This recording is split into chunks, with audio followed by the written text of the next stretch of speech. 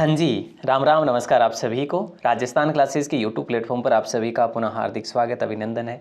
जैसा कि आप सभी को विदित है कि हम डेली सुबह 9 बजे राजस्थान जीके की शानदार जानदार क्लास पढ़ते हैं, जिसमें 40 महत्वपूर्ण प्रश्नों पर डिस्कस करते हैं। ये मॉडल टेस्ट पेपर आयोजित होता है।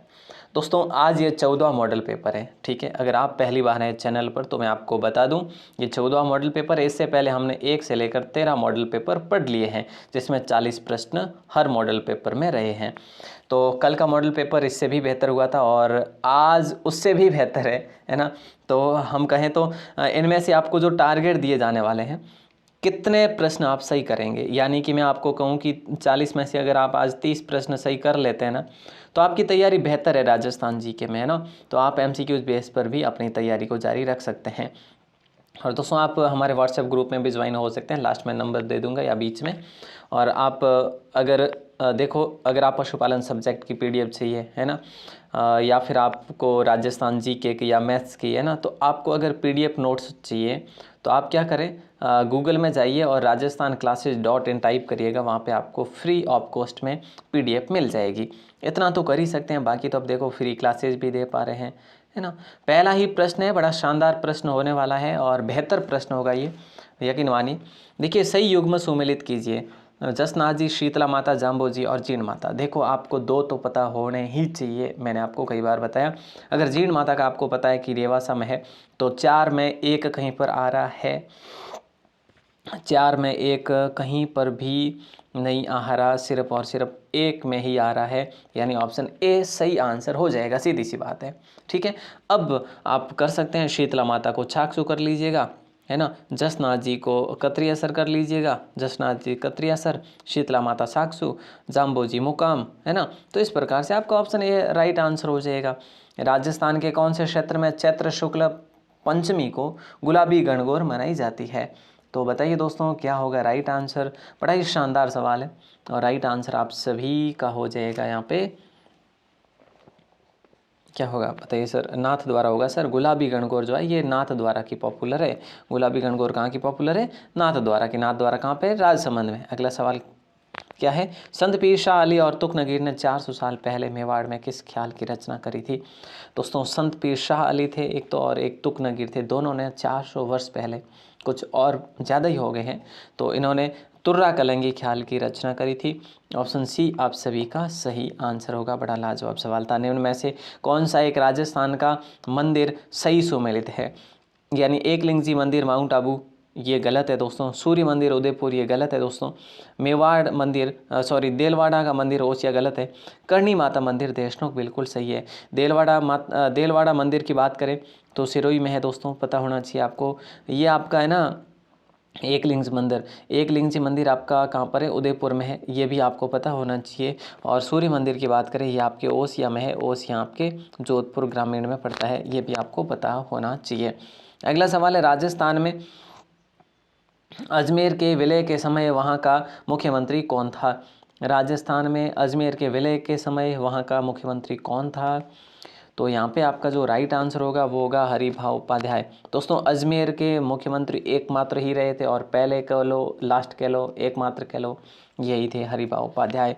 याद रखेंगे, बड़ा अच्छा सवाल था। निम्न में से कौन कोटा में 1857 के विद्रोह का नेता था? तो राइट आंसर जो है वो हो जाएगा जयदयाल और मेहराब खान। एक मेहराब खान भी थे इनके साथ, मेहराब खान। तो इन दोनों को हम एक साथ में ही चर्चा करते हैं दोनों की। तो हो सकता है एग्जाम में सवाल इस प्रकार का भी बने, लेकिन ये सिंगल बना हुआ। ये सारे प्रश्न जो है विभिन्न, कहीं ना कहीं विभिन्न भर्ती परीक्षाओं में पूछे गए प्रश्न है। वीर सतसई देखो दिलाश, है ना, बल्व दिलाश और राम रंजाट के लेखक हैं। तो यहाँ पे क्या होगा दोस्तों राइट आंसर? और वीर सतसई के साथ साथ में वंश भास्कर भी आप लिख सकते हैं। ये मैंने जब भी आपको वंश भास्कर के बारे में बताया ना, उसके साथ मैंने आपको वीर सतसई के बारे में ज़रूर बताया, राम रंजाट के बारे में ज़रूर बताया।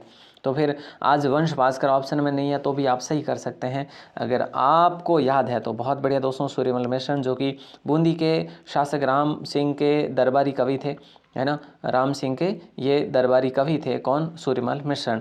अगला सवाल है कि बागोर भीलवाड़ा जिले की नदी के कांठे पर स्थित है। बागोर भीलवाड़ा जिले की किस नदी के कांठे पर स्थित है? बागोर दोस्तों कहाँ पर है? बागोर भीलवाड़ा में है, ये आपको पता होना चाहिए।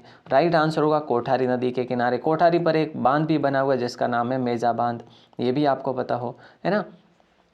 यस, अगला सवाल है मैनाल में सुहवेश्वर शिव मंदिर का निर्माण किस चौहान शासक ने करवाया था? तो राइट आंसर हो जाएगा पृथ्वीराज द्वितीय ने करवाया था। मैनाल जो कि भीलवाड़ा में पड़ता है, और सुहवेश्वर शिव मंदिर का निर्माण हुआ था पृथ्वीराज सेकंड के द्वारा करवाया गया था दोस्तों, याद रखना। और हालांकि विग्रहराज चतुर्थ यहाँ के सबसे महत्वपूर्ण शासक थे, या फिर कह लीजिएगा शक्तिशाली शासक थे। अगला सवाल है निम्न में से कौन सा मंडोर के प्रतिहारों के इतिहास की जानकारी देता है? तो यहाँ पे जो राइट आंसर होगा, देखो मंडोर के प्रतिहारों के इतिहास की जानकारी देता वो है घटियाली अभिलेख, ठीक है, घंटियाली कह लो या घटियाली अभिलेख कह लो, घटियाला। तो ऑप्शन बी आपका राइट आंसर होगा। अर्थुन अभिलेख जो है ये बांसवाड़ा में देखने को मिला था।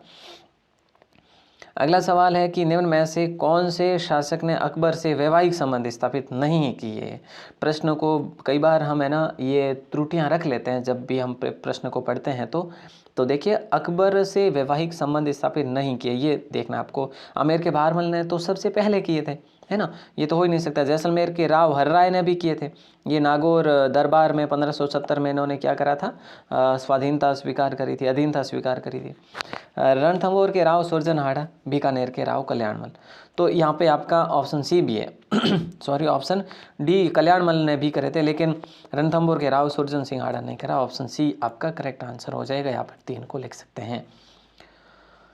नेक्स्ट सवाल की तरफ रुक करें तो हवा महल की पहली मंजिल का नाम क्या है? देखिए दोस्तों, आप सभी को विदित होना चाहिए हवा महल का निर्माण कब करवाया गया था? 1799 में। किसके द्वारा करवाया गया था?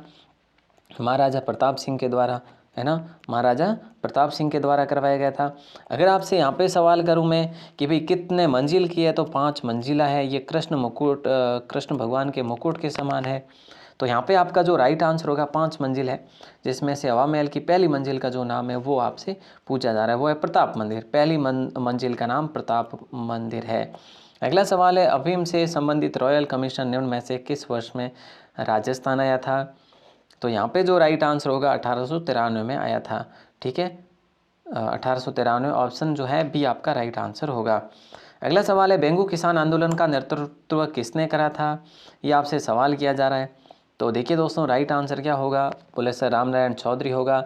और देखो, बेंगू किसान आंदोलन का नेतृत्व, ठीक है, इसके सबसे पहले रामनारायण चौधरी ने करा। हालांकि विजय सिंह पथिक भी इसमें आए थे, बट ये पहले जो है बिजोलिया में थे इसलिए, ठीक है। ओके, बिजोलिया के बाद में अगर कोई चर्चा में रहा तो ये बेंगू किसान आंदोलन ही रहा था, ट्रेंच कमीशन से संबंधित रहा। अगला सवाल है कि भगत आंदोलन किसके द्वारा प्रारंभ किया गया था? भगत आंदोलन किसके द्वारा प्रारंभ किया गया था? तो गुरु गोविंद गिरी के द्वारा प्रारंभ किया गया था। ऑप्शन डी को लॉक करेंगे, बड़ा अच्छा सवाल है। अगला सवाल है मत्स्य संघ का कौन सा राज्य जनता के बहुमत के आधार पर उत्तर प्रदेश के साथ विलीनीकरण के लिए तैयार था?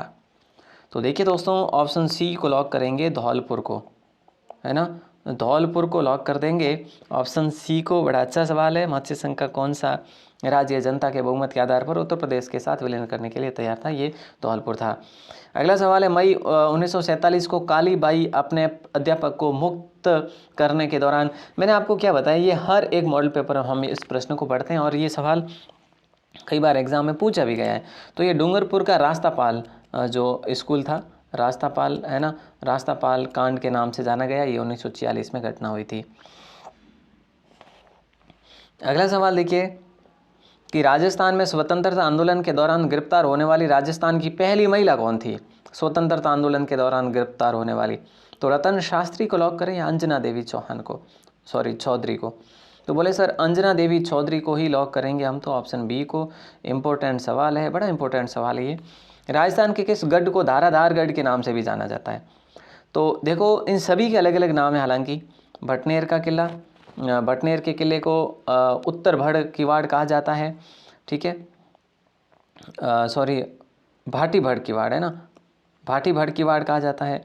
गागरोन के किले की बात करें तो इसको आप यूं कह सकते हैं राजस्थान का सबसे बड़ा जल दुर्ग है, इसको गरगराटपुर भी कहा जाता है, गरगराटपुर भी इसको कहा जाता है, ठीक है। रणथंभौर का किला नहीं है, चौमुआगढ़ आपका सही आंसर हो जाएगा। ऑप्शन डी को लॉक करेंगे हम फिलहाल। चौमुआगढ़ कहाँ पर है? जयपुर में, हालांकि आप सभी को पता होना चाहिए। अगला सवाल देखिए, चांद बावड़ी कहाँ पर अवस्थित है। देखिए दोस्तों, बावड़ियों का शहर किसे कहा जाता है, बावड़ियों का शहर तो सर बूंदी को कहा जाता है। तो ये चांद बावड़ी कहाँ पर अवस्थित है, यही तो आपको बताना है। बहुत आसान सा सवाल है, आबानेरी में है। आबानेरी, ये चांद बावड़ी सबसे बड़ी बावड़ी मानी जाती है राजस्थान की, आबानेरी, जो कि दौसा में पड़ती है। ठीक है, बड़ा अच्छा सवाल था ये। अगला सवाल, राजस्थान के किस संत और रामानंद के शिष्य ने अपने राज्य को त्याग कर गुरु मंडली में सम्मिलित हुए थे। मतलब अपने रामानंद के शिष्य थे, अपने राज्य को त्याग कर गुरु मंडली में सम्मिलित हुए थे, वो थे धन्ना जी। दोस्तों किसको करें, धन्ना जी को करें या पीपा जी को करें, सॉरी, अब रामानंद के शिष्य ने अपने राज्य को त्याग कर अगर वो है तो वो है पीपा जी भैया। ऑप्शन सी को लॉक करेंगे। इनका नाम प्रताप सिंह था, प्रताप सिंह था इनका नाम, याद रखना। अगला सवाल देखिए आपकी स्क्रीन पर है, लोक देवता गोगा जी के थान सामान्यतः किस पेड़ के नीचे पाए जाते हैं। दोस्तों लोक देवता गोगा जी, जिनका मुख्य मंदिर कहाँ पर है, गोगा मेड़ी हनुमानगढ़ में है, सभी को मालूम है हनुमानगढ़। ठीक है, नोहर हनुमानगढ़ जहाँ की हम पढ़ते हैं। ठीक है, तो ये खेजड़ी के वृक्षों के नीचे अमूमन देखने को मिलते हैं सामान्यतः। अगला सवाल है, कुदरत सिंह को किस हस्तकला के महारत के लिए पद्मश्री से अलंकृत किया गया है। कुदरत सिंह को किस हस्तकला में महारत के लिए पद्मश्री से अलंकृत किया गया है। तो राइट आंसर जो है आपका क्या होगा, वो होगा मीनाकारी कला के लिए। कुदरत सिंह मीनाकारी कला, कुदरत सिंह मीनाकारी कला। और मीनाकारी कला कहाँ की पॉपुलर है, तो आप बेशक कह लेंगे कि सर अलवर की भी पॉपुलर है और मोस्टली जयपुर की पॉपुलर है। और मीनाकारी कला को कौन लेकर आए थे, बोले सर मान सिंह लेकर आए थे। ये भी आपको पता होना चाहिए।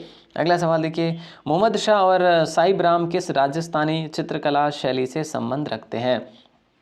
शैली के प्रसिद्ध चित्रकार थे मोहम्मद शाह और साहिब राम। दोस्तों मैंने आपको बताया साहिब दीन की जब बात आए तो साहिब दीन को आप मेवाड़ के संबंध में लॉक करेंगे। ठीक है, और जब आपसे साहिब राम पूछे तो आप जयपुर को लॉक करेंगे।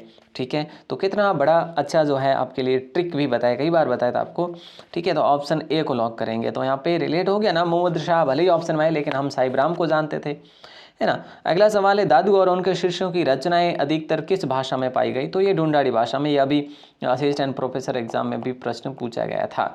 अगला सवाल है, राजस्थान का निम्न में से वह जिला अंतर्राष्ट्रीय व अंतर्राज्य दोनों सीमाएं रेखाएं बनाता है। राजस्थान का वह जिला जो अंतर्राष्ट्रीय और अंतर्राज्य गंगानगर को लॉक कर दे क्या है, बताओ जरा एक बार जल्दी से बता दो और फिर हम आगे बढ़ते हैं। बिल्कुल सर, श्री गंगानगर को लॉक करेंगे ही। और नेक्स्ट सवाल है, शेरगढ़ वन्यजीव क्षेत्र निम्न में से किस जिले में स्थित है। तो यहाँ पे हम ब्लॉक करेंगे 12 जिले में है शेरगढ़ वन्यजीव अभयारण्य। ठीक है, और इसी 12 चले आगे बढ़ते हैं, सवाल आएगा, जरूर आएगा। आदिवासियों के हरे सोने के नाम से जाने जाने वाला जो वृक्ष है ना वो कौन सा है। यानी कि आदिवासियों का हरा सोना किसे कहा जाता है, सीधी सी बात है। बांस को कहा जाता है क्या, बिल्कुल सर कहा जाता है। बांस जो कि घास की श्रेणी में आता है ये बांस, लेकिन सबसे लंबी घास इसे कह सकते हैं आप। सोम कमला अम्बा सिंचाई परियोजना कहाँ पर अवस्थित है। सोम कमला और अम्बा जो सिंचाई परियोजना है ये डूंगरपुर जिले में है, वैसे सभी को पता होना चाहिए। और इस प्रकार का एक और सवाल बनता है उदयपुर को लेकर, वो भी आएगा आपका मॉडल पेपर में ही। निम्न में से कौन हनुमानगढ़ और चूरू जिलों के लिए जल का स्रोत है। हनुमानगढ़ और चूरू जिले के लिए जल का जो स्रोत है ना वो कौन सा है, ये आपको बताना है। तो यहाँ पे जो राइट आंसर होगा वो क्या होगा, ऑप्शन सी हो जाएगा, चौधरी कुंभाराम लिफ्ट नहर। चौधरी कुंभाराम लिफ्ट नहर जो है हनुमानगढ़ और चूरू जिले के लिए है। ठीक है दोस्तों, अगर किसी भी प्रकार का नया प्रश्न बनता है तो हम उसे छोड़ेंगे नहीं बिल्कुल भी, है ना। हाँ, तो उसको भी इग्नोर करते, सॉरी उसको भी साथ लेकर चलेंगे, इग्नोर नहीं करेंगे, बट आएगा ही नहीं क्योंकि ये पुरानी भर्ती परीक्षाओं के प्रश्न है, इसीलिए। निम्न में से राष्ट्रीय राजमार्गों में से कौन सा एक राजस्थान में अजमेर को बीकानेर से जोड़ता है। तो यहाँ पे NH 89 को लॉक करेंगे, यानी नेशनल हाईवे 89। अगला सवाल, निम्न में से किस खनिज के उत्पादन में राजस्थान का भारत में पहला स्थान है। तो यहाँ पे राइट आंसर हो जाएगा, लिग्नाइट के मामले में भारत में पहला स्थान है राजस्थान का। ठीक है, और लिग्नाइट की बात करें, कोयला की बात करें, कोयला सबसे अधिक जो आपको बीकानेर में देखने को मिलता है। ठीक है, बाड़मेर में भी देखने को मिलता है, झुंझुनू में भी मिलता है। ठीक है, इस प्रकार से आपको ये चीज़ें याद रखनी है। निम्न में से कौन सा युग्म सही सुमेलित नहीं है, देखो जरा सही सुमेलित कौन सा नहीं है। जिले दे रखे हैं और जिलों के आगे नदियाँ दे रखी है, तो सही सुमेलित जो नहीं है ना वो है भैया आपका अलवर में साबी और रूपा रेल जाती है, बिल्कुल जाती है। रूपा रेल जो कि भरतपुर से में भी जाती है। उदयपुर, बनास और बेड़च जाती है, क्योंकि यहाँ पे जो आपके है ना क्या नाम है वो सभ्यताएं भी है। करौली में जगर और गंभीरी जाती है। डूंगरपुर में बाणगंगा नहीं जाती। बाणगंगा जयपुर से रवाना होती है, भरतपुर से ये चली जाती है चंबल की तरफ दोस्तों, सॉरी उसका नाम क्या है, यमुना की तरफ है ना, ये मोरेल भी। तो यहाँ पे जो है ये ऑप्शन डी जो है इनकरेक्ट होगा आपका, ठीक है। चलिए बहुत बढ़िया, यानी कि डूंगरपुर जो है डूंगरपुर में बाणगंगा और मोरेल नहीं है। तो क्वेश्चन के लिहाज से तो सही होगा, लेकिन है इनकरेक्ट। कोपेन वर्गीकरण के आधार पर निम्नलिखित में से कौन सा डूंगरपुर जिले के लिए है? कोपेन वर्गीकरण के आधार पर निम्नलिखित में से कौन सा डूंगरपुर जिले के लिए है? तो CWG कर लें क्या, जल्दी से बता दीजिएगा। कर लेंगे सर, हाँ, या फिर AW करें सर? AW करते हैं, डूंगरपुर और बांसवाड़ा और एक अपना झालावाड़ और बारा, ठीक है। देखो डूंगरपुर लिख देता हूँ, डूंगरपुर, बांसवाड़ा, झालावाड़ और बारा, ये जो क्षेत्र है ना, 4 जिले जो कि AW क्षेत्र में आते हैं कोपेन की जलवायु के अनुसार, ठीक है। BWHW में क्या है? BWHW में शुष्क उष्ण मरुस्थलीय जलवायु है, जो जैसलमेर बीकानेर साइड का है। और BSHW में क्या है? अर्ध मरुस्थलीय शुष्क है, ठीक है। राजस्थान में निम्नलिखित में से किस जिले में वार्षिक वर्षा में अधिकतम विषमता पाई जाती है? तो बाड़मेर, जैसलमेर में पाई जाती है। और इन दोनों में से भी कहाँ पर पाई जाती है, ये आपको पता होना चाहिए। और राइट आंसर आप सभी का हो जाएगा, सर्वाधिक अगर विषमता पाई जाती है तो वो जैसलमेर में पाई जाती है। अगला सवाल देखिए दोस्तों, राजस्थान के सर्वाधिक क्षेत्र में निम्नलिखित में से कौन सी मृदा पाई जाती है? कौन सी मृदा सर्वाधिक क्षेत्र में पाई जाती है, ये आपसे सवाल किया जा रहा है। तो राइट आंसर जो है वो आपका क्या हो जाएगा? बोले सर हमारा हो जाएगा एरिडी सोल्स और एंटी सोल्स, यानी कि ऑप्शन ए हम सभी का राइट आंसर हो जाएगा। बड़ा अच्छा सवाल है, ठीक है। एरिडी सोल्स यानी कि रेतीली बलुई मिट्टी है, ठीक है। और एंटी सोल्स यानी कि हम कह सकते हैं लाल पीली मिट्टी है, ठीक है। एरिडिसोल्स और एंटीसोल्स यानी कि रेतीली बलुई और लाल पीली मिट्टी। ओके सर, क्लियर है। अगला सवाल है, निम्नलिखित में से कौन सी नदी कामधेनु नदी भी जिसे कहा जाता है? तो चंबल है, कई बार हमने पढ़ा इसको। चंबल नदी जिसका राजस्थान में हम बात करें तो प्रवेश होता है, कहाँ से होता है राजस्थान में इसका प्रवेश? राजस्थान में इसका प्रवेश होता है आपके क्या नाम है, 84गढ़, चित्तौड़गढ़ से। अगला सवाल है, निम्नलिखित जिलों में से कौन सा एक राजस्थान में गन्ने का सबसे बड़ा उत्पादक है? इनमें से कौन सा है जो गन्ने का सबसे बड़ा उत्पादक है? वो है गंगानगर, और किन्नू का भी है, ठीक है। ये भी आपको याद रखना है। अगला सवाल है, रेड क्लिफ रेखा का राजस्थान राज्य में विस्तार कितना है? रेड क्लिफ रेखा जो कि किसके साथ लगती है? पाकिस्तान से लगती है। शुरुआत होती है हिंदूमल कोट से या फिर कोणागांव गंगानगर से? बोले सर हिंदूमल कोट से शुरुआत होती है, अच्छा, और बाड़मेर तक रहती है सर। तो फिर इसका मतलब ऑप्शन आप ए को लॉक करवाना चाहते हैं ना? बिल्कुल सर, करवाना चाहते हैं। ऑप्शन ए को हम लोग लॉक कर देंगे, ठीक है। ओके, क्लियर है। अब इस प्रश्न का आंसर आपको देना है, राजस्थान का देशांतर विस्तार कितना है? देखिए दोस्तों, राजस्थान का देशांतर विस्तार कितना है ये आपको कमेंट करके बताना है। अगर आप पहली बार हैं चैनल पर तो चैनल को सब्सक्राइब ज़रूर करें। आपको क्लास कैसी लगी ये हमें ज़रूर बताएं, ठीक है। और आप अगर इस नंबर पर मैसेज करते हैं अपना नाम और ज़िला लिखकर, तो हम आपको अपने स्टडी ग्रुप में भी ऐड कर लेंगे, जहाँ पर आपको PDF और क्लासेस का जो है लिंक प्रोवाइड करवा सकें, है ना, जहाँ पर आपको लिंक मिलेगा PDF और क्लासेस का। ये स्टडी ग्रुप में अगर आप ज्वाइन होते हैं तो अपना नाम और ज़िला लिखकर मैसेज ज़रूर करें। ऑल दी बेस्ट दोस्तों, क्लास कैसी लगी कमेंट करके ज़रूर बताएं। आपके एक कमेंट से कितना जो है हौसला मिलता वो आप नहीं जानते भाई, पर कमेंट ज़रूर करना। ऑल दी बेस्ट, शुक्रिया, जय हिंद, वंदे मातरम।